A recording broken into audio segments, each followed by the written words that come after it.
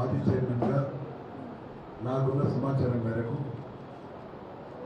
రేవంత్ రెడ్డి ఆరోపణ చేసిండో జీవన్ మాల్ పైన ఆర్టీసీ భూమి కబ్జా చేసుకున్నాడు, ఇల్లీగల్ బిల్డింగ్ కట్టుకుని మాట్లాడాడు. ఇంకా ముఖ్యమంత్రి గారు మాట్లాడే మాట కాదు, ఇప్పుడు వీధిలో మాట్లాడుతున్నాడు. లీగల్గా 2013లో లీజ్ ఇచ్చింది కాంగ్రెస్ గవర్నమెంట్లో కొంతమందికి లీజ్ ఇచ్చింది. దాన్ని ఎప్పుడైనా అయిపోయి జీవన్ రెడ్డి గారు సతీమని మరి అగ్రిమెంట్ చేసుకొని లీజ్ తీసుకున్నారు. లీజ్ తీసుకున్న తర్వాత ఆ లీజ్ అమౌంట్ కడుతుంది కంటిన్యూగా. దీనిలో లీజ్ అమౌంట్ కాకుండా జిఎస్టీ కూడా ఇంక్లూడెన్స్ కడుతున్నట్టు చెప్తున్నాను. వీళ్ళు పేపర్ కూర్చున్నాను.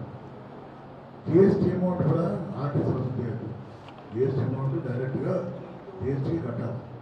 అది కాకుండా ఇల్లీగల్గా జిఎస్టీ అమౌంట్ కూడా ఆర్టీసీ తీసుకొని మరి జిఎస్టీకి కట్టకుండా ఏదైతే పెట్టుకున్నారో అది చాలా నేరం, అది అతిపెద్ద కాదు.